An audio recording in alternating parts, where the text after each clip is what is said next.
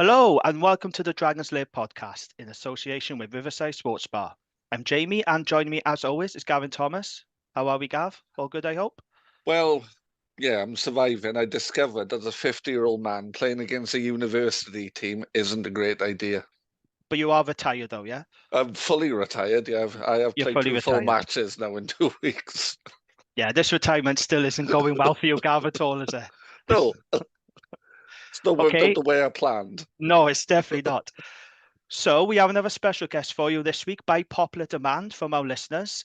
As a player, he played for clubs such as Newbridge, Pontypool and Newport. He won 3 caps for Wales and played for the Barbarians on 3 occasions.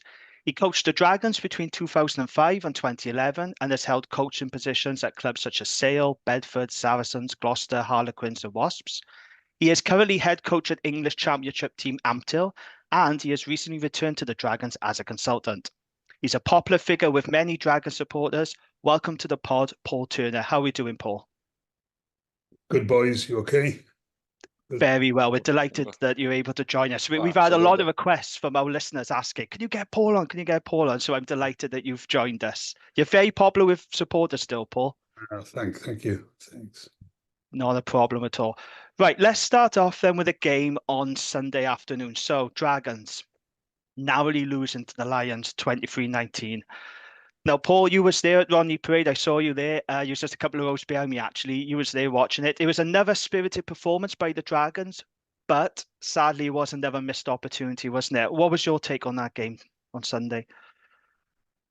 Oh, I thought there's like the games I've been down for and watched this season. I think there's a huge improvement. I think you could see that with players on the field at the end. You know, where everybody looks so disappointed. But look, we're in a league now. I think that it's far different from when I was involved like 15 years ago. Yeah.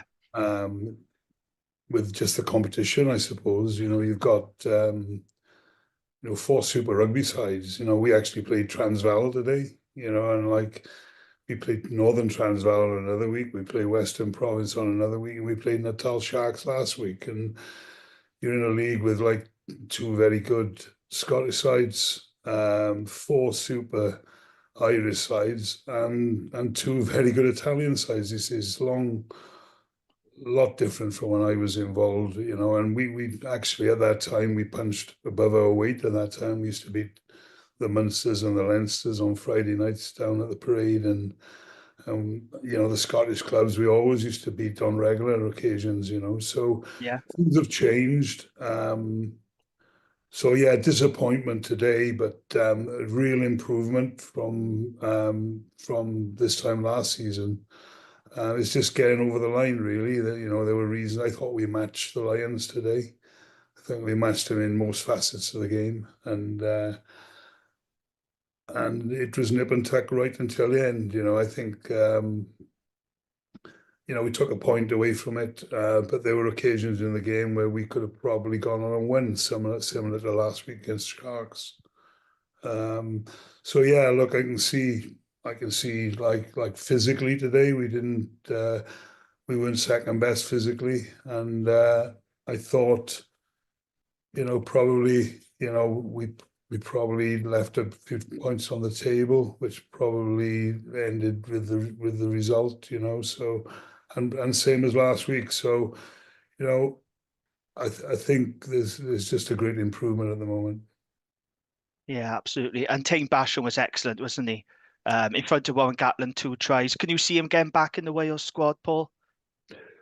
Oh, certainly. I thought he was outstanding today, and yeah, I think the pack played really well. I think, having, you know, watched last night, I watched the Bulls put the Ospreys away down at the Liberty, and you know, their set piece last night, their line out and their both sides of the ball and their scrum set piece, I thought was superb. And like these South African sides, you know, at the end of the day, they're Super Rugby sides, and a lot of Springboks. I think, you know, the Lions, and again, great set piece, and we live with them today. So you know, there's not a lot to complain about. I thought our physicality and our carry, our scrum, I thought was okay.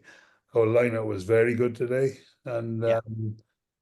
yeah, I thought we matched them in most facets of the play, and the game could have gone either way. Yeah, I agree. Dave Flanagan's comments after the game was interesting. He said, "I'm disappointed with the result, but I'm probably more disappointed that the performance just didn't look like us. We didn't have the same energy or tempo today." Would you agree with that, Paul? What do you make of Dave's comments? Oh, look, I'll speak to Di tomorrow, but I was, as you probably saw, I was up in the box with Mm. the board and watching the game, and I thought there was facets of our players. I said so. Our getting out of our own territory, I thought were really good today. I thought Angus O'Brien was superb in the backfield. And that's always good when you got someone at the back who's you're confident in and can get you going back forward and Yeah, whether running or kicking.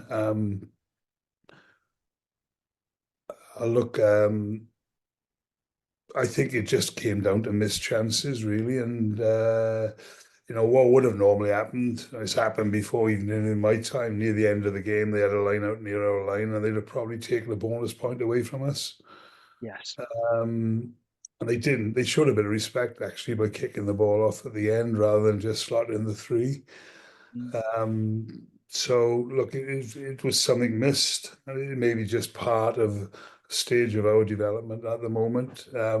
We've got to start winning, obviously. That's why we play the game, and Of course, yeah. I think we shouldn't get too down about it. We've got another chance next week, and against Treviso, and there's no easy games these days. So It's a tough league, Paul, isn't it? There really are no oh, easy games in this league. as I said earlier, it's Yeah, that's the way it is.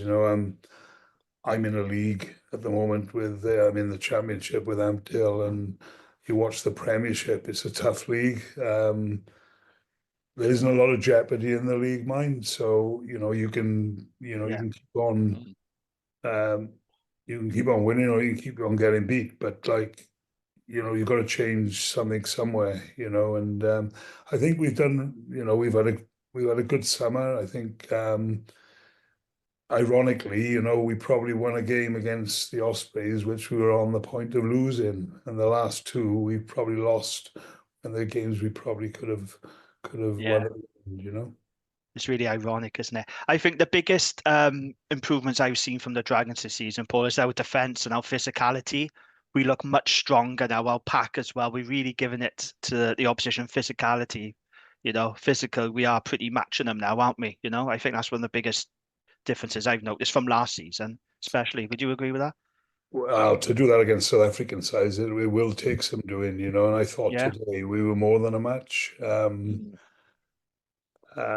as I said, the next stage has got to be like nicking those results at the end, or even, 20 minutes from the end. That's the way it's got to be. You see a lot of these sides like Leinster, they go away places and they win the game after 60 minutes. At the moment, we're still trying, obviously, to win it near the end, and Yeah. that will happen. That will happen. But as I said earlier, I won't overstate it. But like there's a huge improvement in what I'm seeing at the moment. Yeah, agree. And do you think these problems the Dragons have now, because there are some work-ons, do you think they're fixable? Are these fixable problems, Paul, that we can put right going forward? I think so. I think I watch training. I'm down every week. I watch training, and it's very good. I think we're being well coached. I think. But coming the games, we're playing against quality opposition, as you said earlier on, and there's some games that get away from you, but they're not too far away. No, I completely agree. Gav, what did you make of the game then today? Yeah, I think Paul's captured a lot of my views, really, that improved physicality. And like you said, they're a big side, they're South African side, but we didn't take any backward steps. And without No. wanting to turn the pod into a weekly love letter to Shane Lewis-Hughes, he had another great game, just getting under the skin of the opposition. It was just, Yeah. that was delightful to watch. But I think we just fronted up and the breakdown was really good, and we weren't, we were winning collisions, which even early games in the season we weren't doing. I think we just lost our composure probably in the last 15 minutes, and that's where we lost the game, because it was still there on the plate for us.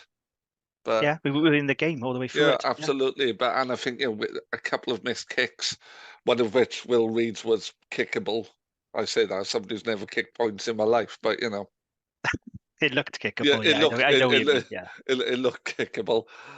And Lloyd's was harder, but still kickable. kickable. And you rue those opportunities, don't you? Those missed opportunities. But I was really impressed with the pack today. Yeah. And No, I thought they were very good. I thought really well led. I thought Ben Carter was outstanding. yeah, And obviously Tane with their seven, the two sevens were the best players on the field. Yeah, absolutely, they were definitely. Different kind of players, though, weren't they? Like their seven was looking to be link playing, where Tane was just smashing into everything. Yeah, he looked reborn, didn't he? He looked like a man with a mission, actually, at times. He really did. And I thought when he was close to the line in the second half, and we were probably about 10 yards away, and I thought, oh, I don't think they'll be able to stop him from there. But because he just did look unstoppable at times. Yeah, yeah. Yeah, absolutely. I've been really impressed with Ben Carter, and I thought it was a really clever move by Dai to give him the captaincy, because I don't know about you, Paul. He seems to have come out of his shell a little bit more. I've been really impressed by Ben Carter. Do you think now this is his opportunity to really push on and make himself a regular in our Wales squad? Yeah, I didn't know a lot about Ben, to be honest, because he's obviously out of my era, and he's a young kid that's just come through, and he's got capped before I ever really got involved last year.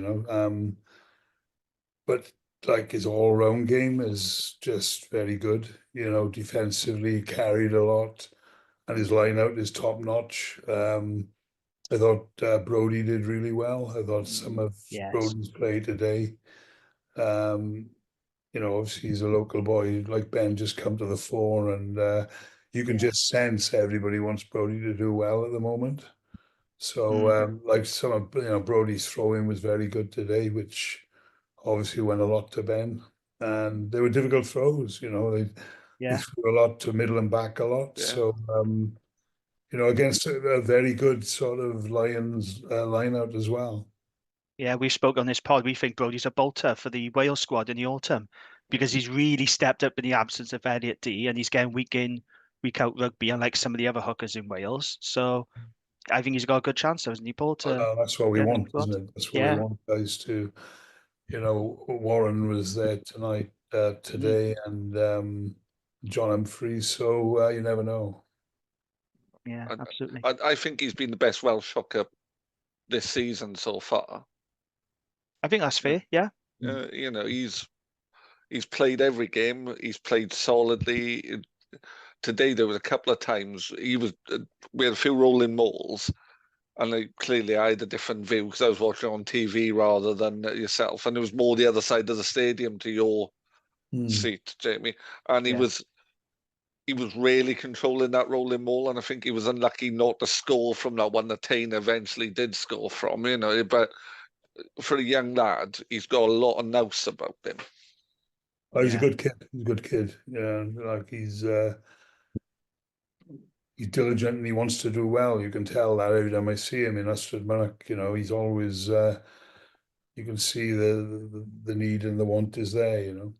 Yeah, Dai reckons he's quite feisty in training, apparently, which is good, isn't it? That's what you want to hear. He's had to be when he's challenging. So yeah. But I met him when I first went down, and like he always comes up and talks, and he's a good kid. He knows what he wants, and he's trying his best. Yeah, good stuff. I love to see him getting called up for Wales. I really would. Okay, let's talk about you now then, Paul. We ask all our guests who appear on the pod just to talk about themselves, their background, how they got into their game. So let's talk about your rugby journey. How and where did it all start for you growing up? How did you get into the game? I'm a Western Valley boy. I'm a Newbridge boy. Although in the days, where you were either born at home or you were born in the Caldera down at the Celtic Manor, weren't you? I was a Caldera boy. I was born in Newport, actually. But then lived in Newbridge, my family in the mining community, and yeah, grew up, went to grammar school, didn't do very good in school. I was a soccer player, so I played all my football. I played in Understee, actually. Understee were the places I used to play with. Yeah. I was Cumcan Athletic. They were my side. Di Elsley's boys from Feeder Row in Cumcan. I used to play like under 10s, 11s, 12s. But I suppose I played football till I was 16, but the key to it all really was I watched Newbridge from about, I was a ball boy, I think, I was 6 or 7 during the 60s, and my dad used to take me down, and I used to be a ball boy with a couple of lads. And I suppose I always think about it. I grew up understanding rugby from that age.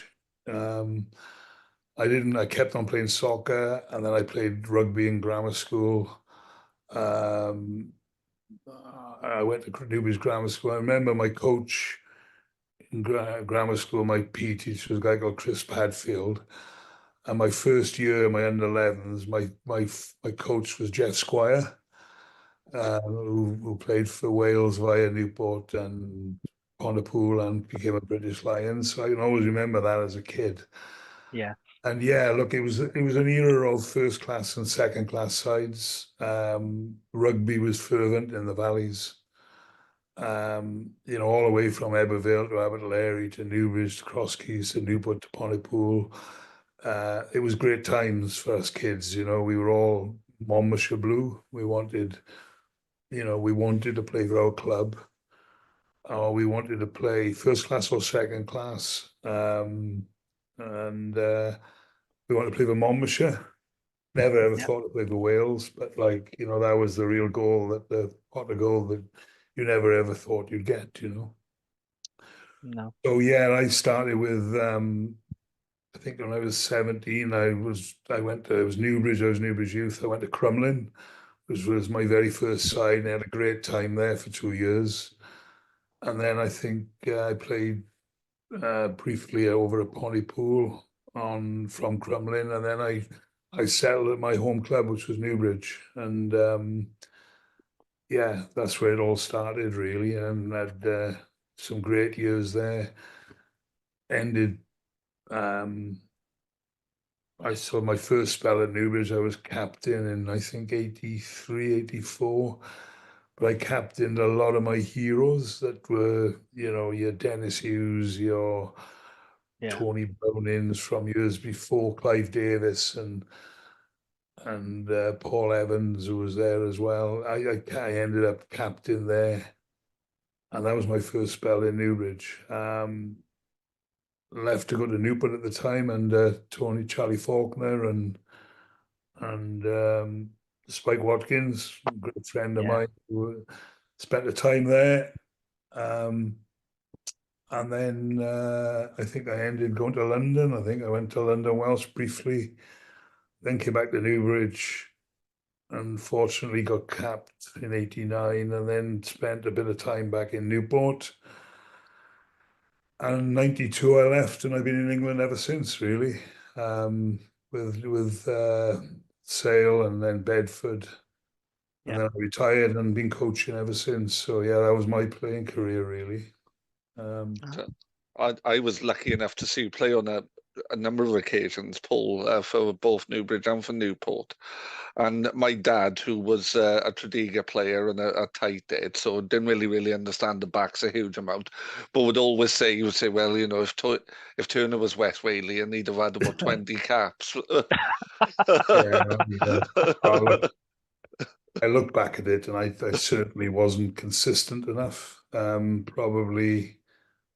I got in the Welsh squad, I think, in 1982, and Gareth Davis was the incumbent player then, and I wasn't consistent enough. My club was what it was all about at that time. And Newbridge, actually, we were one of the top clubs around that time, and we could never actually get to the the Schweppes finals it was then. Yeah. And partly probably because of me at times, but ironically, I joined Newport in the '85 season, I think, and we got to the cup final against Cardiff at the Arms Park then. Yeah, look, it sort of worked for me really with all the changing around, and I came back from London in '88, I think it was, and fortunately for me, I think Jonathan Davis had captained Wales against Romania, and we got beat. And I got called into the squad that year, and that's the year I only had 1 year involvement, but that was the year I got capped, and it was unthinkable really that was going to happen, and it was great that I got capped for my home club really, which was Newbridge. And so, yeah, that was obviously at the time to get capped at number 10 for Wales was a big thing. Of course, yeah. But yeah, they were great times, really. And who were your role models growing up then, Paul? Were there any particular players when you were younger that you really looked up to and maybe modelled your game on? Yeah, look, coming through, there were obvious names, and you always used to try and model yourself on being Barry John or being Di Watkins or being Phil Bennett. I can always remember Phil Bennett phoned me up once and said, "Why didn't you come down to Llanelli?" And I thought somebody was just joking. It was just him. I worked for the same company as him at the time. It was real. I suppose in my area, another Newbridge boy, a guy called Keith James, was a guy that I always admired as a player. He had so many things to his game. He was like Newport and at the time, and then Cardiff. I got to know him sort of later in my rugby life as well. And he was he was a classy player who could kick with both feet. And he had a real point of difference with his game. He's probably left Newport and went to Cardiff at one stage of his career to try and follow Barry John, and never actually got capped. But Jamesy was a real talent, running, kicking threat, drop goals from everywhere. You wouldn't mind me saying, but he won a very good goal kicker. But the rest of his game was like top notch, and he came from Newbridge as well. But so he was one that I sort of modelled myself on a little bit early career. Okay. And you came up against a lot of hard men back in those days, Paul. It was quite uncompromising, wasn't it? Who was the toughest opponent you ever faced on a rugby field? Oh, I didn't feel, there was guys like locally that you always played like early in my career when I was a kid, I suppose, at 19, 20, 21. I came up against guys like Terry Cobner, Clive Burgess, or from our valley. Yeah. Most of our valley, like Roger Powell, those sort of guys. But I suppose there was time in that era, I suppose, where everybody in Wales had an open side that was really good. If you went to Cardiff, you'd find, I don't know, Stuart Lane. If you went to Swansea, you have Gareth Roberts. If you went to Neath, you'd have Lynn Jones. And they were only following their predecessors who were very good sevens. Everybody had a good seven in the valleys. Wales weren't short of sevens at that time for sure. No, still not now, really. Such a competitive position. Yeah, I suppose. But with the rule change, and I suppose the law changes over the last sort of 2, 3, maybe 4 decades, the laws have changed regarding sevens now. Like years ago, there was no 10-meter law in the line-out, for instance, so sevens were, you can tell looking back at it why Di Watkins was so sharp, he had to be. Yeah. There was no 10-meter law, where sevens had to stand 10 meters away from you. They were virtually on you everything. There was no scrum back foot law either. So, you had to be on your mettle to avoid, the worst thing that could happen to you, really. Yeah. It's nice to hear you talking so positively about Dowie Watkins as well, who I think we forget about, because we had the Barry John, Phil Bennett era. We forget about how good a player Dowie Watkins was. Yeah, look, they were guys that I grew up to know and try and emulate, and they were all very special players. And but the game changed, Yeah. You like tens years ago didn't have to make a tackle. You drift behind your back line, because if you got anywhere near the ball, you get killed, really. So like Barry John, Jamesy, you go through it like. I suppose the game changed when you started, the law changed, and tens had to go up on their opposite man all the time and go up on whoever they were marking. I always used we played up in Bedford one year when I was at Bedford. We played the South African side, and they had this fly half called Bram van Straten, who was a Springbok eventually, but he played with headgear on. Yeah, I remember him. Said, like Mikey Ray, my best friend who was playing with me at the time, I said the game changed the day Bram van Straten put his helmet on. It was like, and that meant he's going to come and get you, or he's going to go and tackle a back row forward. Like back in the day, we only had to make tackles if we had to. You know what I mean? I'm not in. That includes Barry John and everybody really. Benny, you didn't go near anything around if you didn't really have to. No, I don't think they'll be known for their defence, will they? No. Barry John and Phil Bennett. I certainly wasn't, but the game changed when the game went professional. When defence coaches became involved, it was like you got to lead the lineup. Yeah. My son plays 10, and we today at coach, and it was all about make sure the tackles are right, make sure you're bringing the defence up with you. We had to keep out of the way back in the day. Yeah, well, absolutely. Otherwise, you get in real trouble, Great stuff. Okay, let's move on now to some listeners' questions. You've had quite a few. Thank you to everyone who submitted their questions. This question, quite a few people asked about this. So last season, Paul, you returned to Rodney Parade as a consultant for the Dragons. Yeah. Can you just explain exactly what your role entails, being a consultant to the Dragons? Oh, look, it was when they approached me, I felt really good about it because historically I left controversially, didn't I, in I think 2011. I had a problem with the union over one of my players, and then look, the board didn't. I was in the right, I felt, and still do, and my board at the time didn't back me. I didn't help myself, actually. I think about a week or two later, when I threatened a news reporter, and Andy Howell, wasn't there? You threatened to knock him out. and the rest, as they say, is history. It probably wasn't the right thing to do, but Or you've gone up in a lot of supporters when you did that. To be honest, you got yourself cult status, wanted to knock Andy Howell out. Look, he's a local boy, isn't he? And He is. Yeah. Spoken to him quite a few times since. It wasn't a good time, to be honest. But looking back at it, it was probably time for me to go at that time anyway. I'd had 5 or 6 years, and it wasn't going to improve, to be honest with you, after I left, and it didn't for quite a time. No, it didn't.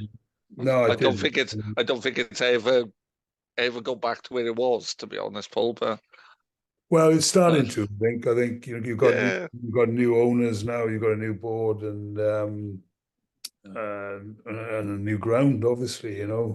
So there's definite signs of things have changed. So when they approached me last year to do some work, I was chuffed, to be honest with you. I thought, because this, Monmouthshire is me. It's what made me, and I thought it was really good. So I came back. So my role really is to assist Di really on sort of off the field stuff. doing some pathway recruitment with the academy, because I feel that that's really where we need to improve. And through my work with, so my work with the Welsh exiles, with scouting players in England, plus stuff that I know around the region. I'm involved with that. And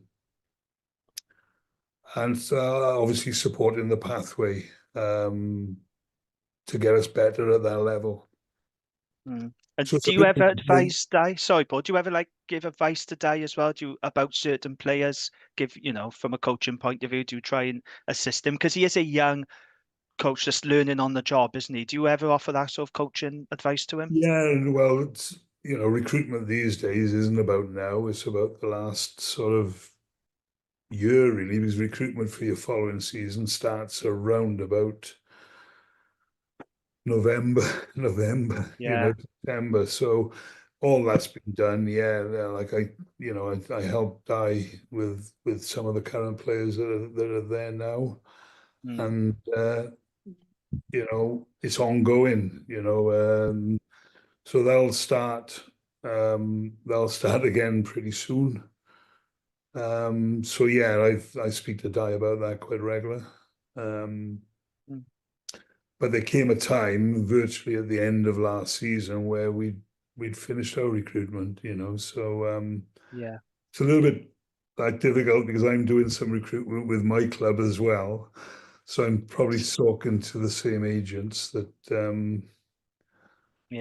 for different players, So that was quite interesting, and it didn't become difficult, but my club exactly the same. We're recruiting but probably not the same quality of player, You punch above your weight, though, Ampthill, don't you? Because you're a little village club. Yeah. You're competing with big club, Bedford just up the road from you. You're competing with them. Well, we got Ealing next Saturday, which will be really tough for us. Yeah. But we've come through the leagues doing that, to be honest with you guys. We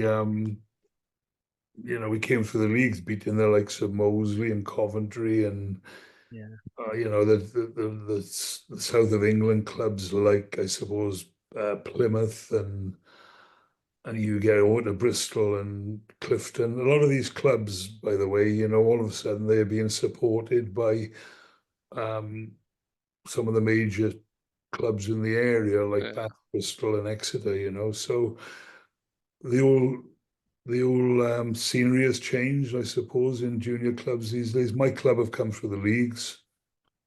I'm in my 14th season there. After I left the Dragons, I had 1 year at Wasps, but I've been in Ampthill for 14 seasons, and we've gone through like 3 or 4 divisions, and we've had 4 years in the championship now, and we are playing sides in the championship, I suppose, that have been there a long time, like you said, Bedford, Cornish Pirates, Coventry, well established clubs, aren't they? Well, and they're all, most of them are full time. We're only part time. We do Tuesday and Thursday evenings. So it's a challenge. But one I've enjoyed. But going back to the Dragon stuff, it's about Monmouthshire for me, and I'm always big on that. It's trying to make a difference, I suppose, coming back, and I've had some good, what we're like, boys. We're very sort of tribal in a lot of our behaviours down in the vibes, and absolutely, but nothing wrong with that. I've had some great mess. I've even had one today that somebody must have. I haven't seen it, but I must have been on the telly at some stage saying you were, yeah. Back, so they picked you out, and they said, "Oh, former Dragons coach Paul Turner." Did they? Yeah. No, I'm about regular. But and it's a lot of traveling, to be honest with you. I bet. Look, I can see a huge difference since the time I was there. It's for the good, there's plenty of ambition and intent around. Got a training base, which we never had when I was there. And you know, it's a very sort of supportive board that which you didn't have. well, you know, that's another story, isn't it? But it was a long Yeah. time ago. It was a long time ago, and Mm. yeah, things have changed, and we own our ground as well, which is brilliant, you know. Yeah, that's a game changer, isn't it, for the Dragons? Yeah, That leads us on hopefully. nicely to our next question because Dan Hallett, who's been on our pod, he's the chairman of the Dragons Supporters Club. He asks, how does Paul assess the changes that have happened at the Dragons since his time as head coach? So there's been a lot of changes, Paul. Some of them good, some of them not so good. Yeah. You mentioned a few of them there already, but how have you seen the changes since from when you've left to returning? Oh, it's got to be a plus, really. You know, it's yeah, I can remember. I always tell this story. I remember I lived in St Albans at the time in London. I used to travel down, and it was great. You know, I used to, as you boys know, if you're in the car a lot these days, you can really gather your thoughts on that's the one good. There's a lot of bad thing about travel, but there's good things you can usually gather your thoughts. So I usually did. I knew I could sort a lot of things out because I'd been away actually. So I came back, didn't I, in 2005. But I'd been away since '92, and I'd been to a lot of clubs, and you know, and I was living in London. I travelled down, and you travel down. I can always remember I used to get to Bath, on the top of the hill in Bath, and traveling down. And as I'm coming down, I'm thinking, I know what I got to do this week now. I know how to sort a couple of things out. Yeah. Just as I reach, you'll know what I mean now. Just as you Yeah. reach, you can see the Severn Bridge in the distance, and just as you were getting towards the Severn Bridge, you could see a big black cloud over the whole of the valley. I looked at it and I thought, that's the cloud I'm going to be driving into. And when I got into the cloud, there was a few things that I just couldn't sort out. You know, I thought I could, but like there was a few things within my, and it's probably Wales, but it was in my valley at that time. And I thought, oh, I thought I could sort that out. You get in there and you just couldn't sort it out. You know, it was like, it was that time. So that was really about it at the time. I think, you know, looking from the outside in, always a result, what's happening at the Dragons, what's happening at Newbridge, what's happening at Newport, what's happening at Ampthill, what's happening at Pontypool. I've done that over these years. And I think, you know, it's taken a long time, but I think we're coming through it. I think we sorted quite a few things out. Yeah. The emergence of a new board has obviously helps. Owning your own ground, you know, you only got to look around the Premiership in England to see the guys that didn't own their own ground and what trouble they got in. There's 3 clubs that went out of existence because they didn't own their own ground, and so you've got to own your own house or your own ground, and to have a training facility was something, as I said earlier on, we never had. So no, that's right. They're the first 3 things that is a given for all these professional sides now. So that's immediately the difference I saw, and I just sense a lot of intent and a lot of ambition around. You can taste that. I mean, walking Rodney Parade these days. Probably the best marketing department in Wales for sure, you know, as well. And you could just sense things are happening, you know. Yeah, absolutely. So Gav gets in touch. This is quite an interesting question, actually. Gav's been on our pod. He's a friend of the pod. Paul was in charge the last time we beat all 4 Irish teams in the same season. A great achievement, he says. How did he get so much out of the team with so little off-field backing? Now, I think this is a really good question, Paul, because we were the least funded Welsh region. You know, we didn't have a lot of money. You said yourself about the facilities. We've had former Dragons players on the pod who said they didn't know where they were training from one day to the next. And yet, you got a tune out of that squad and you made them competitive. And we were beating the top sides. We're probably more competitive then than we have been in recent years. How did you manage it, Paul, to get so much out of so little? It must have been down to the playing side, I really think, at that time. I think we were always unfancied, that's for sure. You know, nobody really rated us. I think we started winning in Ulster. I think that was the first thing. We started winning in Belfast, which was unthinkable at the time because they had come from being European champions to, I think they won the league one year. We did. And then we started winning there. I think we'd always give Leinster and Munster a hard time on a Friday night, and Connacht was always a given at home. They were grounds that they were very difficult to win away. So it must have been the season we'd beaten Connacht, and we beat a very good Munster side. I think Fozzie was captain that year. I think we beat a very good Munster side. Yeah. Yeah, as I said earlier on, all those. We beat a Munster side with your Garas, your Stringers, your Anthony Foleys.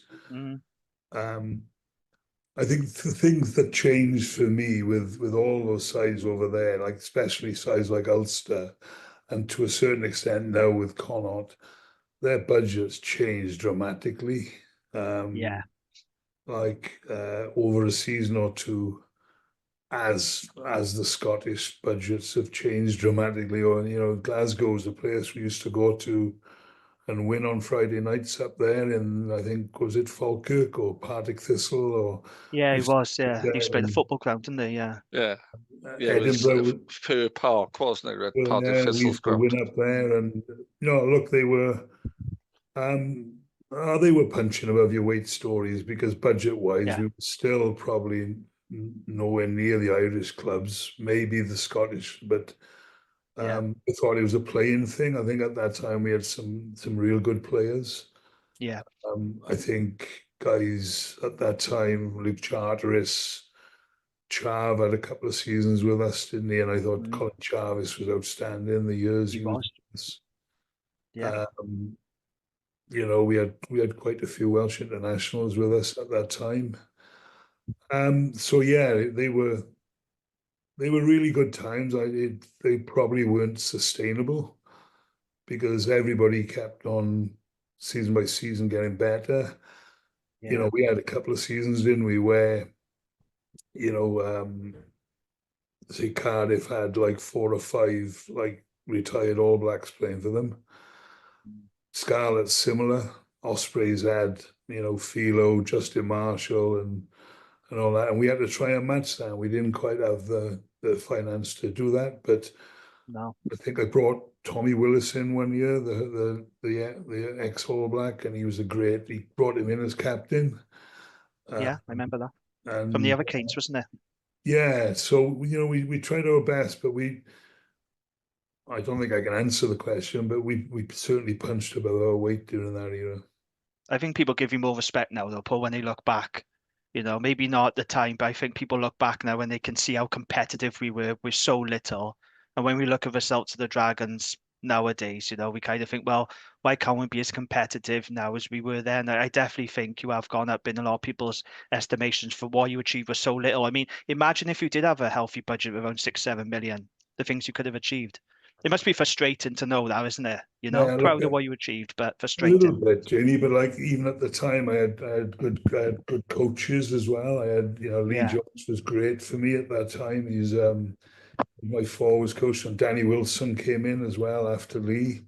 Yeah. Early on, I had Di Rees and Gareth Baber was with me for a time. So look, the coaching was we had to get the best out of what we had at the time. And there were going to be downs, like at that time, I can remember we went to Biarritz and took a tune in, didn't we? And then we came home and we wanted Biarritz on a Friday night. I remember seeing Serge Blanco out of my corner of my eye and on a frosty Friday night in Newport, and we were ready for them. And the game was called off and we had to go to the Parky Scarlets the following day. That's right. I remember. 60 people, so. Yeah, there was no one there, was there? I remember that. No, look, Biarritz at that time were top in Europe. Yeah. Where are they now? They're second, third division, aren't they? So second tier. Cody do, yeah. So look, they were great times. I think the one year we got to the semis of the Challenge Cup. I suppose times changed because when I joined the Dragons, like Challenge Cup was unheard of, really. You didn't want to be in there, but no. you know, it became one of the major competitions, you know, for a lot Yeah. of clubs at that time. You know, Gloucester went on and won it the other year. You'd have thought it was the European Cup, but it was only the Challenge. But the Challenge Cup was big as well, you know. Yeah, absolutely. Okay, we had a question from Paul, and he's asking about the Welsh Excels program that you was involved with. He says, you were heavily involved in the Welsh Excels program. How did you go about identifying Welsh talent, and what exactly is the process involved? Yeah, they got me involved, I think, in about 2016. It's something that sort of finished really in when COVID happened, I suppose, and that's something that I've sort of grabbed onto now with my role with the Dragons, you know, because it's the same knowledge is there, obviously. Yeah. It's just about identifying Welsh born or Welsh grandparents, kids with Welsh grandparents around England, really, or the world, I suppose. And there's some that we've got, and there's some that have been to the Dragons eventually now. And sometimes you don't get them as early as you want because No. they play for England, and some do, and some don't. So we've had, you know, there's guys with the Dragons now that we got into the system a couple of years back. Yeah. Via clubs in England. I'm trying to think who in the Dragons now, but you've Was had George not one of those? Because yeah, he's Welsh qualified, isn't he? George Knott's one, yeah. You know, the Yeah. England, I think the England 2016 World Cup side in under 20s in Manchester. What names can I think of? Nick Tompkins, Max Clark, Yeah. Yeah, Sean very familiar Lonsdale, names. George Knott, Yeah. Hugh Taylor. They're all guys that Mm. eventually came to Wales. You didn't get them initially, but they No. were all guys with Welsh backgrounds that came into Wales. And look, it's just the same as it is now. You know, you can go to like tournaments. Like I went to one in Malvern the other week, the England 18s group, and you watch Bristol and Bath play there, and like most of them are Welsh. You know, you watch Yeah. Gloucester play at 18 group. Everybody seems to be Welsh. You watch Exeter these days, and there's a lot Mm. of Welsh kids that and we've got to try and stop that, by the way, you know, and Yeah, we have. it's pretty difficult to do at the moment Mm. because of the success of those clubs. But yeah, that's from where I'm situated now. I suppose it's even better. I'm in the middle of like what is a Gloucester region now, but it used to be a Gloucester Worcester region. Mm. We're talking the Midlands, we're talking Birmingham, Warwickshire, Shrewsbury, down to Oxford. You know, that's a region that Gloucester are looking after now because of the demise of the other two. Yeah. So yeah, that's I suppose years ago it wouldn't have happened, would it? We used to keep our No. players. A lot of Welsh boys didn't want to go anywhere, but now the universities, there's Loughborough, there's Exeter, Yeah. there's Hartbury and all Berkeley that, isn't it? College, Yeah. and there's loads where these boys go to. So that's, I suppose, part of my role. Yeah. Sometimes I go and I don't need to know who's there. I just go and see if there's anybody good at rugby, and then I'll find out whether they Are go. they Welsh? So yeah. Yeah. I hope I've answered the question, but No, you have, Paul. Yeah, brilliant. Absolutely. Right, this next question, Gav, you're going to roll your eyes because we If always it's about get the Anglo-Welsh League, or if it's about kicking, yeah, I'm going to roll my eyes. every time we have a big name guest on, somebody guaranteed, and quite a few people have asked about this. We always get this question on the pod. So, Paul, Anglo-Welsh League. There's been rumours for years. Sorry, Gav. I know this question drives you nuts, but there's been a lot of rumours in the press lately, Paul, as you know, about merging the Premiership with URC to create an Anglo-Welsh conference, and there's been reports that the Premiership Rugby have talked about proposals about creating an Anglo-Welsh League.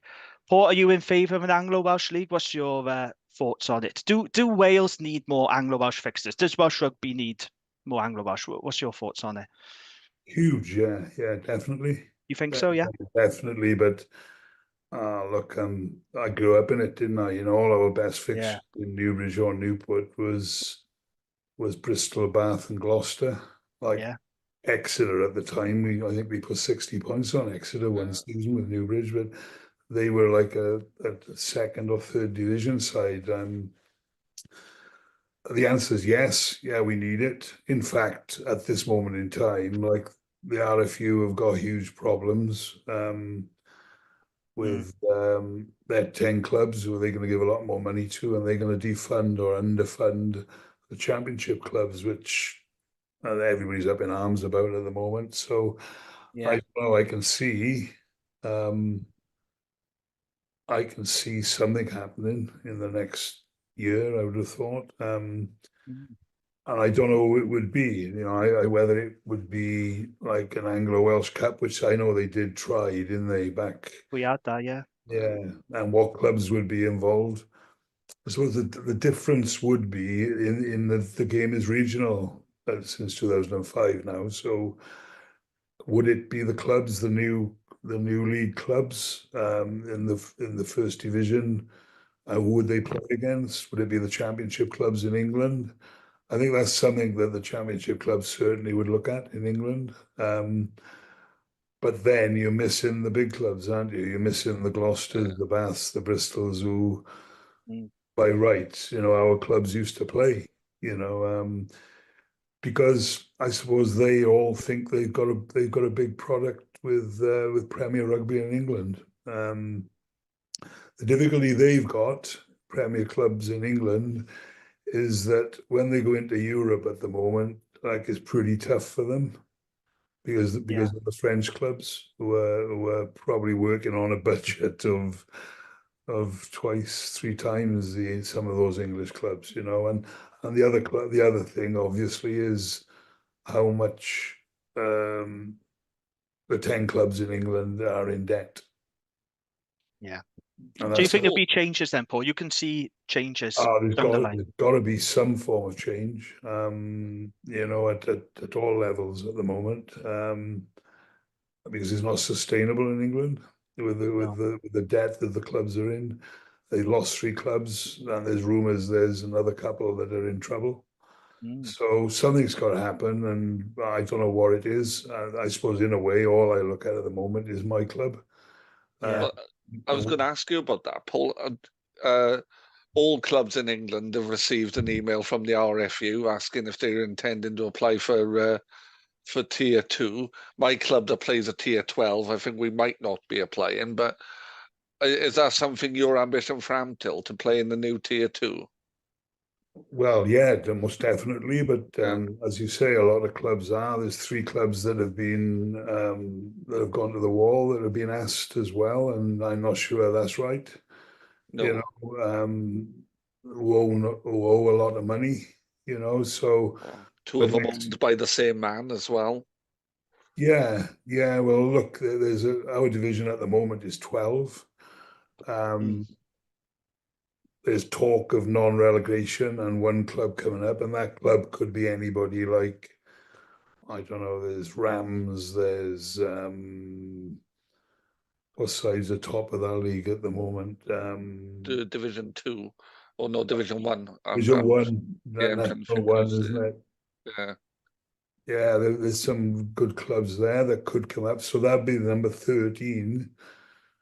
There's no relegation, that'd be number 13, and then there's one club left, isn't there? Unless you go to a league of Mm. 16. Now, how those three clubs are going to come back in, I don't know. You know, I wouldn't know. Well, Wasps don't even have a ground yet, do they? I know they're talking about situating in Kent, just up the Yeah, road from me, but yeah. they haven't got a ground yet. I'm not quite They sure got a how that ground and they works. got a lot of debt, and Yeah. that's the main thing here, really. And you know, clubs like London Welsh and Richmond had to go to the bottom of the leagues Mm. when they had all that debt, I play all the way up, yeah. all the way up. You know, so I don't know how it's really changed. They're saying it's because they got a good brand, but look, I don't know.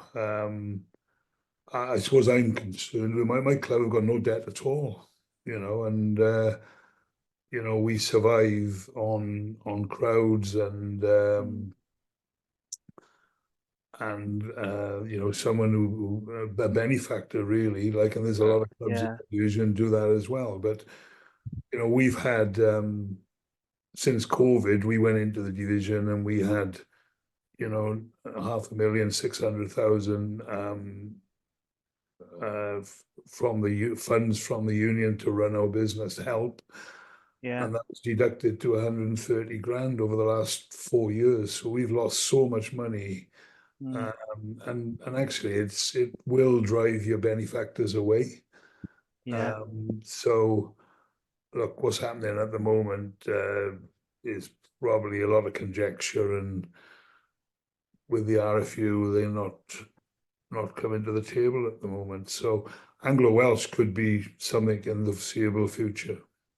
We shall wait and see. Only a couple more questions left, Paul. I'm conscious of time. We kept you for a long time. I do apologise. No problem. Graham gets in touch. He says, you played alongside some colourful characters in your playing days in Newport, especially in the pack. Do you have any stories that you can share about that time? Any family-friendly stories you can share about the Well, people look, you we play with? look at this. It used to be what goes on tour stays on tour, Yeah. isn't it? Yeah, look, Newport at the time when I joined, like Roger Powell, Spike, Charlie was in charge. Yeah, the boys used to drink sherry. They used to have a glass of sherry before the games. I think that was the one that Those are the days. I couldn't believe when I saw it. But Yeah. and then when I saw it, I can remember playing against Roger a couple of times after, and I thought he's had more than one glass of sherry for the game, you know. But yeah, there's now we had some great tours at that time. You know, it was usually Cyprus or Spain, and we had some great times. Like Charlie Faulkner was a great bloke. A lot of people misunderstood him, but like, Yeah. I got him straight away, and he was a great friend. Spike was great as well, great leader. And yeah, look, they were great times. Newbridge were good as well. We had some like touring was a thing of the past, wasn't it? You know, it was you know, it was something that we probably couldn't do these days, the way the drinking and that went on then, you know. So yeah, look, there was some real colourful characters at that time. Yeah, absolutely. Aaron gets in touch. He says, best player you ever coached at the Dragons?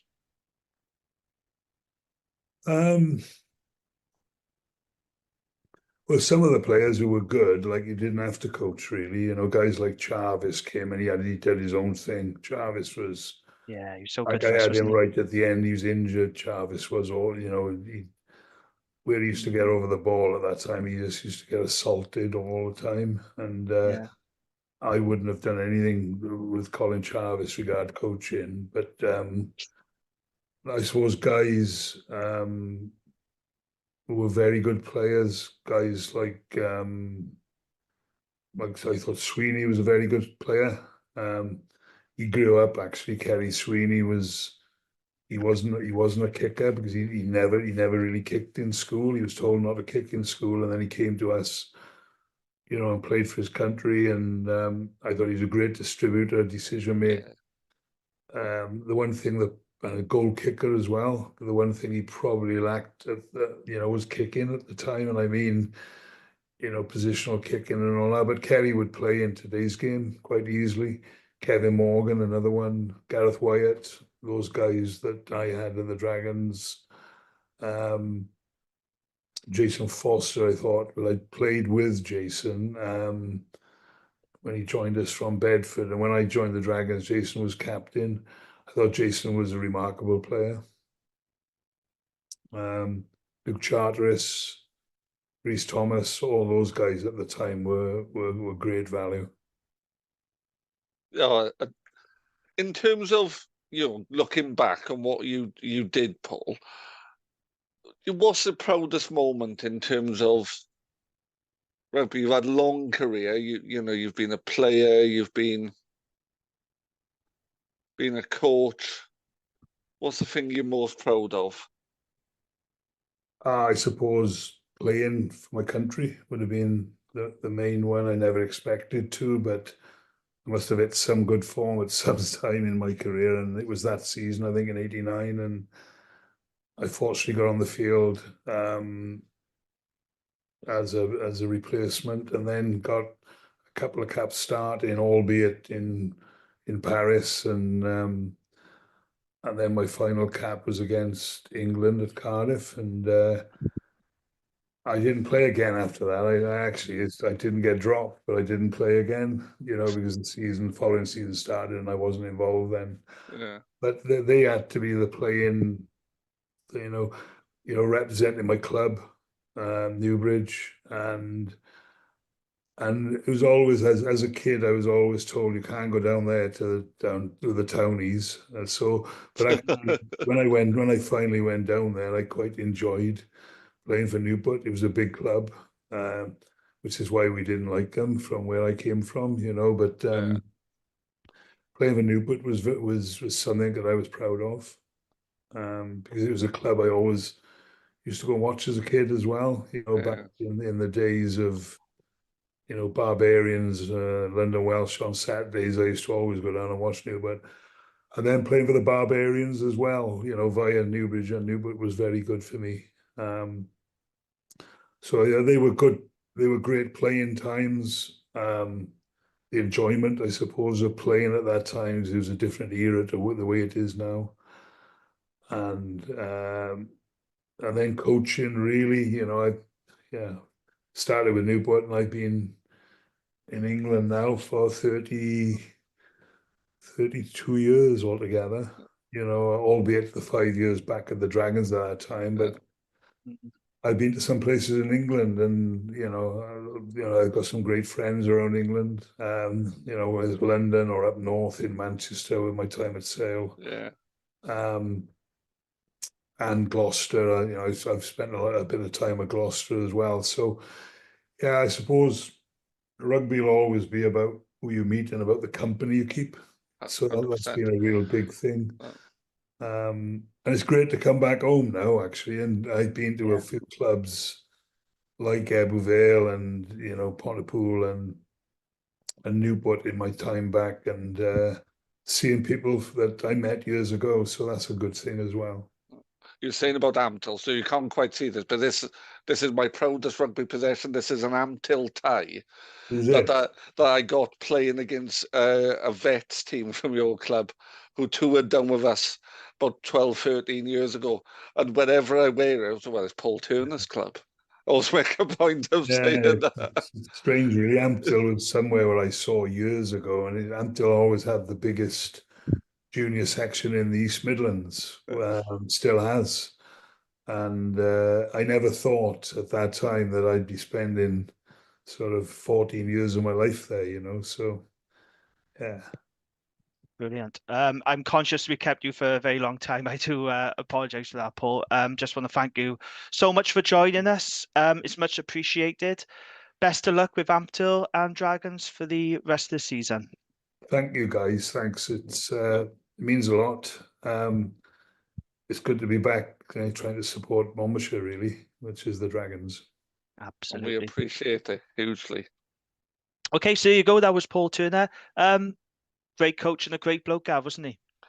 Yeah, I really had to control my inner fanboy, because he was one of my heroes when I was a kid. Oh, I bet. Him and Mark Ring, I loved, because my dad was a forward. I wanted to be a back, and there was two blokes from my valley who were just great creative players. Oh God, which is why I'm really proud of this tie, because whenever I wear it, was Paul Turner's club. People don't know who he is, but I know who he is. Yeah. And like I said to him, I think people now, a lot of supporters, recognise the good work he did at the club at that time to make us competitive when we had so little. We didn't have a pot to piss in. We had the lowest budget. We had poor facilities, players not knowing where to train from one week to the next. I think we look back now and we think, actually, he did a really good job, because we still beat top sides, even with very little. He's a really good coach. I think for people who don't know Ampthill is a village just south of Bedford. It's like, it's a small village. It's nice, it's well to do, but it's a small village. and they've got what can only be described as one of the oldest looking kind of pitches you'll ever see in the world. The players come down literally from a shed, down a path, through a gate to get onto the ground. But they're competing with clubs like Ealing, who've got a playing budget bigger than ours. Yeah. And they're part-time. Mm. Yeah, you say he's a good coach, and all the very best to him. Pleased we were able to get him on the pod. A lot of listeners have been asking us, can you get Paul on the pod? Because they want to know what he's been doing at the Dragons, and he is very popular with support. So I'm glad we're able to do that. And we got more big name guests coming up as well. That's the exciting thing. But yeah, thank you very much to Paul. Okay, bit of news then before we move on. Steph Hughes will leave the Dragons in November to take up a player coach role in Major League Rugby in America. So Hughes is going to link up with former Dragons defence coach Simon Cross, who is the head coach at Old Glory DC. So Steph said it wasn't the easiest decision because I've enjoyed my time here and being part of the club. We've had an opportunity overseas, and for my partner, myself, and our little boy, it's the chance to experience something different and to continue playing and do a little bit of coaching too. Gav, is sad to see Steph go. He's been a fantastic pickup for us, but it's a great opportunity for him. And this, in some ways, I think this is a move that works well for both parties, isn't it? Yeah, so you clearly wouldn't have seen the interview with him at half time during the game today because you were in the Bisley stand. That's correct. And they were talking to him about it. And he said, well, look, it's just an opportunity. And he said, there's lots of reasons to stay here, but this is something new to do. He did sound a little upset, though, that, he's going to DC and not Miami like Rob Evans had. But I don't think it's a bad gig, though, is it, to go to Washington? It's not bad. Oh no, it's it's lovely, Virginia. It's a beautiful state, but just on the doorstep there. But no, I think it's a good step for him in there, and he'll stand out there. If Dougie Fife can look top class in a league, Steph Hughes will look excellent. I didn't realize how old he was though. He's not that old, but he's 30, isn't he? Something like that. Yeah. Yeah, well, that's what I mean. And it just feels quite young to be going to be a player coach. He'll be brilliant in the MLR. And he's got what I've always liked and admired about Steph Hughes, he's got a really good rugby brain. Yeah. He's a leader. He's a very solid club pro, week in, week out, consistent player, and he'll be great in America. He'll learn loads out there. They'll learn off him. Best of luck to him. And look, let's be honest, I don't think he would have got that much game time this season because of Nyron Owen and Harry Wilson, Joe Westwood, Harry Ackerman. He probably would have left at the end of the season anyway. So let him pursue this opportunity because it's a really good one for him and his family. And I'm glad the club have facilitated that, to be honest. He's the last cab off the rank in terms of the centres we've got now, isn't he? So it makes sense that he would go and do something else, and it's a big opportunity.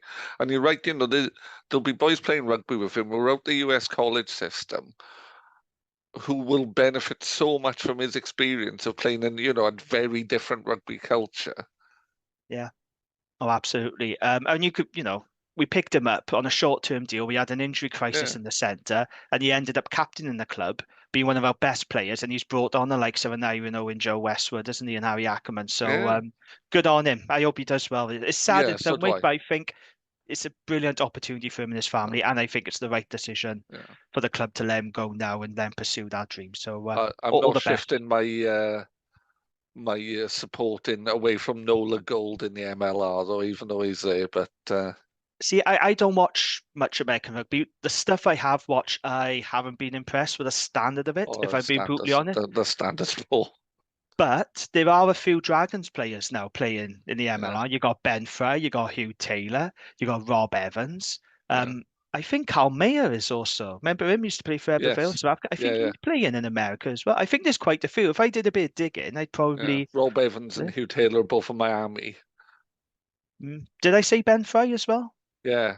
Ben Fry, he's out there. So like I said, good luck to him. Fantastic opportunity. I'd like to say the standard's not massively high, but I watched the NOLA games on the MLR app, and they play. So why did you choose NOLA then? What's because I trained with a team in Tennessee who were affiliated to them. They're one of their affiliated clubs. So that's purely why. I trained with Chattanooga in Tennessee just like one night when I was out there on holiday. Okay, fair enough. And then when I saw Chattanooga were kind of affiliated with them, well, that made sense.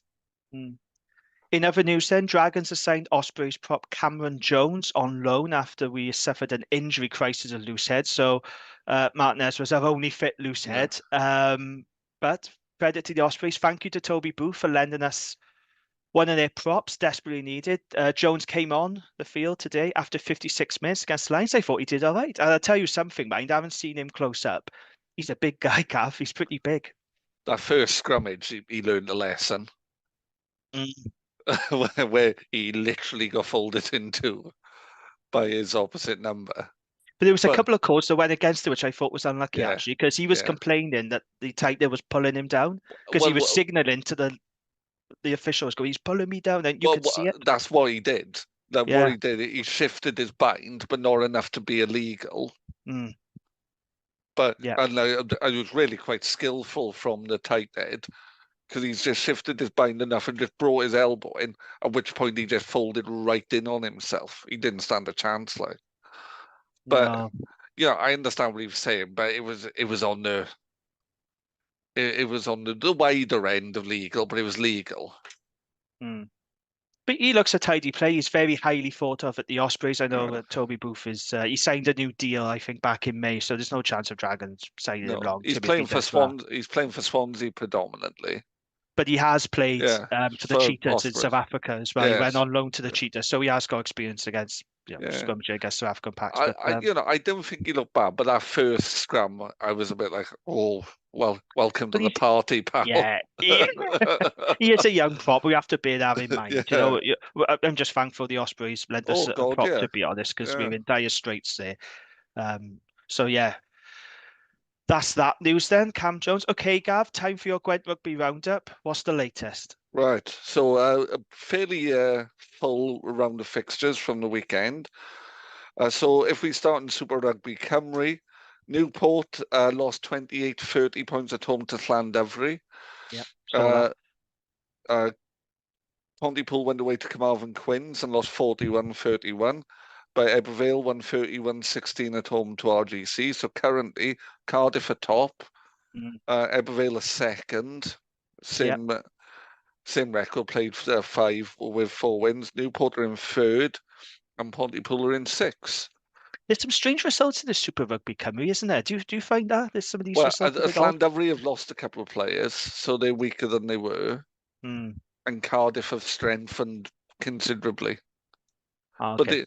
But there are, Cardiff are a lot stronger than they were last year. There's a lot more Blues players playing. Now, I think we are officially referring to them as the Blues, seeing as how much fuss they were about teams wearing blue this season. I was going to say our friend to the pod, Hugo Staffs Swansea, are struggling, aren't they? Unfortunately, they have lost every game so far. Yeah. Oh, it's a shame because we like him. He was a lovely bloke on the pod, wasn't he? I want Swansea to do well. So do I, and I always liked Swansea as a club as a kid. Yeah. But I love the Moriarty brothers. I love a shithouse. But they really are struggling. Swansea are not laying a glove on other clubs, really. Oh, that's a shame. Going into the Prem, Gwent Derby, Newbridge 17, Cross Keys 21. Paul one was being very pleased about that local derby. That would have been a good one. That'd been a good game to go to. Oh yeah, and that really is a local derby. Proper Gwent derby, the cheek and jowl. Into the championship, Talawine went away to Cambrian Welfare and lost 23-18. Bryn Mawr's very difficult start to the championship continues with a 55-11 away defeat to Glamorgan Wanderers. Penalsa beat St. Peter's 38-5 at home, and NSD's also difficult start to the championship continues with a 78-5 home defeat against Bedwas. Ouch. Yeah. I think both Bryn Mawr and NSD are just finding that step up. Yeah, it's too much, isn't it? Yeah, very, very big, because there's established clubs up there like Glamorgan Wanderers and Bedwas, and they've got resources that NSD and Bryn Mawr don't. And their former Ebbville second row Damien Hudd is coaching at Bryn Mawr, and he's a good player, but he's having to play everywhere. He's having to play every week, Damien, and he's not a young man. He's considerably younger than me, but but yeah, into Division 1, Abergavenny beat Blaenavon 27-22 in Posh versus Valleys derby. Pontypool United went away to Dowlais and lost 28-20. Monmouth hosted Nelson but lost 15-18 at home. Newport High School Old Boys lost 19-12 at home to Bedlinog. And Abertleiri Blaenau Gwent went away to St Gennes and they won 27-12.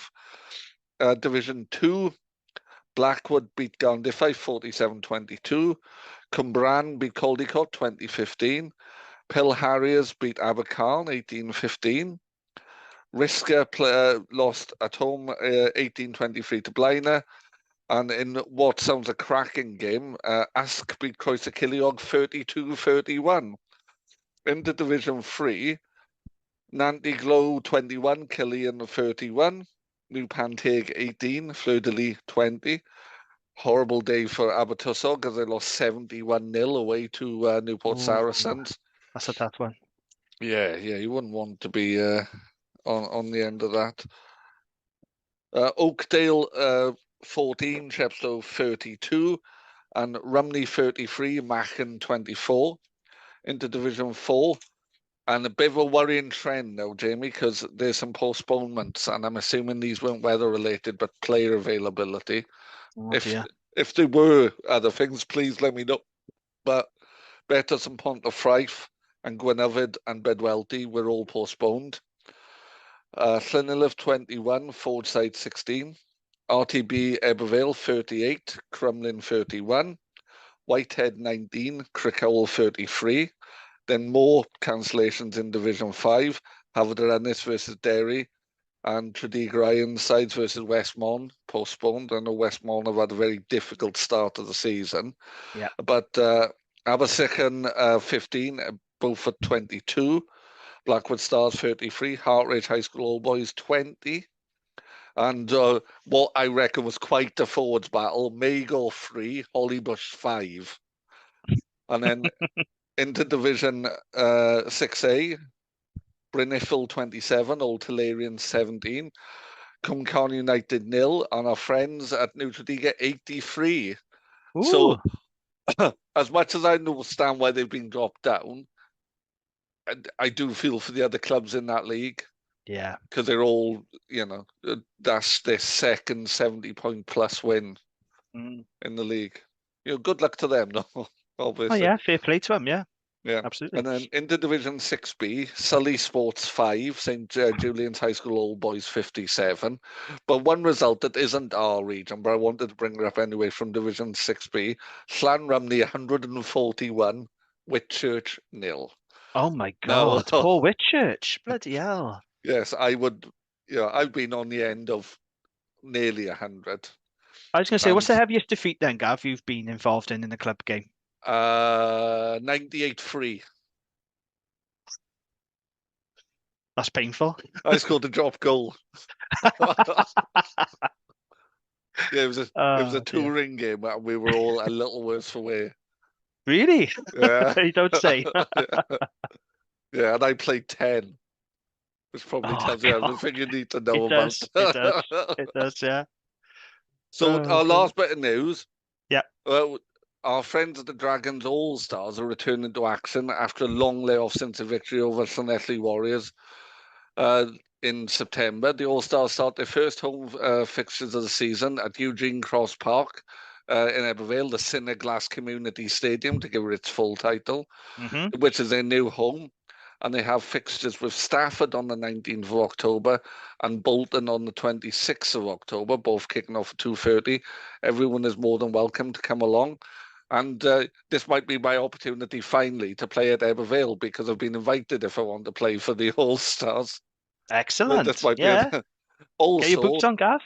Yeah, my fancy new boots. Also, the Supporters Club are running a supporters bus to the Scarlets on New Year's Day. A return bus and match ticket from £20. Check out their website or the social media. Excellent. Thank you very much. Is that it, Gav? That's all from the Gwent Rugby Roundup. Brilliant. Okay, before we move on, a word from our sponsors, Riverside Sports Bar, the place for sport and great food. So with multiple HD screens showing all the latest sports action, you'll never miss a match on TNT, Sky and Premier Sports. There's a wide range of delicious food and drinks to keep you going throughout the game, from juicy burgers and crispy wings to refreshing beers and spirits. There's something there for everyone. So they're located next to River on Clarence Place, and for more information, go to www.riversidesportsbarnewport.com. I always get stuck on that bit, Newport.com, but Riverside Bar, Newport.com. They have a full menu there as well, and I love looking through that. Oh yeah, I'd eat that. I'd eat that. Oh, I'd eat the that. burgers are great. The burgers are really, really good. Yeah, the Fair play dirty to them. fries look excellent as well. I'll need to They have are. someone to get there. Yeah, definitely. Okay, let's look ahead to round 5. Benetton on Saturday night. Rodney Parade, another home game. 7:35 kickoff. I hate these late kickoffs. I absolutely hate these late kickoffs on a Saturday night as well. The game is live on S4C and Premier Sports. Now, I don't want to be a negative Nelly here, Gav, but I am not feeling very hopeful about this one. Benetton beat Sharks this weekend, 38-10, Yes. and they've got, well, they're pretty much fully loaded now. They got the Italian internationals back, so they're going to be coming to Rodney Parade fully loaded. Yeah, I don't know about you. I'm just not feeling it for this one. I think it's going to be very, very tough. Yeah, it's going to be incredibly difficult in terms of, well, in terms of how do we compete against a side that already seems to have hit its straps and, full of international players. Yeah, it's going to be tough, isn't it? And it's like, how do we pick ourselves up now? Because we've had 2 really narrow home losses, haven't we? Games we could have and should have won. It's like, how do we pick it up now against what's going to be a very strong Benetton side? And we're going to be underdogs, of course we are. We are now for a majority of these games, but yeah, how do you see it going, Gav, this one? Because like I said, I'm not feeling very hopeful for this one at all. Because Benetton, they're not the mugs they used to be. You're basically playing a test team now, aren't you? If you're playing Benetton, you're playing the Italian test team, smattered with overseas talent. They're a bloody good team. They are a top 8 team now, aren't they? They've considered themselves as top 8 team. I would consider them a top 8 team. Yeah, how confident am I? Well, look, I'm not like we're going to win, because I think it'll be tough. But Yeah. I've seen enough from the Sharks game. I've seen enough from the Lions game to suggest we're better than we were. And I think we can give Benetton a game. I don't think we'll beat them personally. No, neither do I. There's a couple of things going into this one. So I think there needs to be a conversation about the goal kicking. Some points missed today. Now, I didn't count up how many, but it was 10 6. missed against. So it was 6 missed today, was there? 10 missed against the Sharks. Lloyd Evans just doesn't strike me with confidence now every time he goes to take a kick at the post. Will Reed missed a kickable one. It's hurting us, Gav. It was really 5. hurting us. It was 5 points 5, from was this. it? It was Yeah. a conversion and a penalty. And a penalty. Yeah, it was. So 5. Yeah. But I mean, you get those 5 points. We'd have won. 10 points last week. So it's a big concern. And I just wonder, I don't know about you, do we let Angus have a go at taking the goal kicks? The penalties and the conversions? Because he's pretty decent at it. He's got a hell of a boot on him. He was doing it for the Scarlets, and he did it for us a few times since he's been here. So he's the cleanest striker of a ball out of hand. Yeah. I think in our, in the side. And then the decision making as well. I think there needs to be some work on, doesn't it, going into this one. But I think we'll be competitive. I think that's all we can ask for, is this team to, give their all and be competitive. But I'm not feeling very optimistic for a win here, because Benton are a bloody good side. And how many more injuries you're going to pick up? Gerald Rosser pulled out today. He had a twinge apparently. So we'll just have to wait and see if there's any more players on the injury list. But it's just really frustrating to be picking up these constant injuries all the time, isn't it? And it can't be just bad luck. As we said to Ty when he was on the pod, it can't be just bad luck that every year we're being crippled by injuries, can it? There's something going on. Do we know when, like some of the, like Dimitri Hip or Steve Cummins or Solomon or Funaki are coming back. So Funaki should be November. That's what they've said. So he's going to miss this first block now. So he won't be available next week or against Connacht. Steve Cummins, well, I've said this every week for the past 3 weeks about Steve Cummins being back for the next game. But every time I say it, he's not available. He should be back for Benetton. But Okay. don't quote me on that because he may not be ready. But I said he's very, very close because he broke his hand against Hartbury, so he should be fine. Yeah, I think both Screech and Ben Carter have played really well. Oh, they have. Matthew well today, Screech he's been the best I've seen him ever, I think. Do you think he should be called up for the Wales squad? No. Do you think he should? You don't think he should? There's players on the rank in front of him. But Dav Jenkins isn't going to be available, mind, from Exeter. There could be an opening for him, but you know, who else you got there? You've got Shunza, you've got Beard, Carter, Fender at Ospreys. I think he's playing well, Matthew Screech. I'm not convinced by, but you know, I know Ospreys fans think he's like all Ospreys players, he's the greatest player ever to play. But you know, he's fine. I like him. I like him a lot. I like Screech. No, I like Screech. It's James Fender I'm less convinced by. Yeah, so I mean, in terms of injuries, I tell you what, though, we're really missing Al Wainwright, and we could really do with Al Wainwright back because he just adds that little bit of stardust, that little bit of quality. I think when we get him back and Funaki, maybe, just maybe, we can turn these narrow defeats into wins. But yeah, I guess we'll wait and see. What's your prediction then, Gav? What are you going for this one? I think we will lose by 4. Okay, I'm going Benetton by 10, I am, which is a tough one, I know, because we won't get a bonus point of any kind. But I'm going to have to go for Benetton by 10 because I just think there's so much quality there. They're a really good team, packed with internationals. I don't know what the team is going to look like next week, how many more injuries. And I think these 2 home defeats have been really hard to take because they're games we could have, should have won. We are capable of being Benetton, but I don't see it. I just think Benetton will have a bit too much for us. So I'm sorry to end on a negative note and be negative Nelly, but I got to be honest. And I'm always honest, as you know. I've got a positive, though. Oh, have you? Go on then. Well, I think we performed as well as any of the other Welsh regions. I don't see any real difference. I was very unimpressed with Ospreys the other night. To be fair, though, Gav, that Bulls team is incredible, mate. They are packed with Springbok players. I don't think any other teams would have gone near them. They had 11 players on the field at the end, Jamie, and they were keeping the ball away from Ospreys. Yes, they had some discipline issue. Well, they got complacent in the second half, and that's the only reason why Ospreys came into it. They got very complacent, the Bulls, and that's what I remember. But that Bulls team, mind, I don't think Scarts will get anywhere near them next week. Oh no, I'm not. This isn't me Ospreys bashing, but they didn't look very good. You know, they got problems with the attack. I don't think the attack is very good. I think were if you running take at 11 guys, and 11 guys were shutting them down. Yeah, I think if you take away their greatest strength, which is their forwards, they offer very little in the backs. That's the issue, Ospreys. James will know that as well. James on the Rat Pod will, I'm sure he'll agree with me. Cardiff, they can't score against 13 men, and they haven't beaten a good team yet. And when they did play a good team, they got battered at home.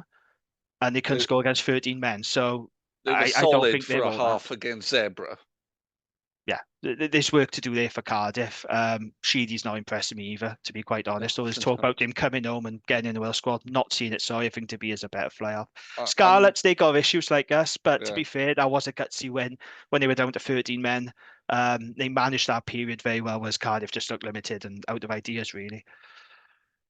Yeah. So yeah, we've all got problems, haven't we? Let's be honest. None of our sides at this moment of time are good, but isn't that what we expected? For the budgets coming down and the way Welsh rugby is, none of us are really standing out, are we? None of us head and shoulders. I mean, we're Cardiff now, 6th in the table, I think. But that's not going to last long anyway, is it? Let's be honest. They've only won 1 game. Those 2 they've won, haven't they? They beat Zebra and Scarlets. Oh yeah, yeah. They've won 2 games. We've won 1. Ospreys have won 2, have they?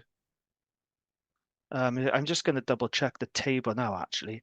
So Ospreys have won 1 game, so they're on 6 points. They're in 13th. Dragons are 11th at the moment on 7 points. Benetton are below us, also on 7 points. And then you're Cardiff at 6 on 12. Scarlets are in 10th on 7. So it's very, even at the minute. Yeah, I don't think I think we all knew Welsh rugby was going to be a struggle this season and for the coming seasons. But we've got to start turning these narrow defeats into wins, because that's the only way we're going to improve. And that's what people still judge us on, Gav, is results, isn't it? And we've got to start doing it now. Like Paul Turner said at the start of the pod, it's a game that you go into to win. Yeah, absolutely. So fingers crossed. Let's see what happens next week. But I'm not hopeful, I have to say. But it's the hope that kills you, isn't it? It's the hope that kills you. It kills us all eventually. Okay. Die of something, mate. Might as well be hope. Better than a piano landing on you or something. Oh God, yeah. It's a thought, isn't it? Right. I think we'll wrap it up there. It's been a busy pod. Thanks again to Paul Turner for joining us. Yeah, unbelievable. Thank you to our listeners as well for sending their questions. Gavin, thank you as always. We'll be back next week. But until then, take care and goodbye.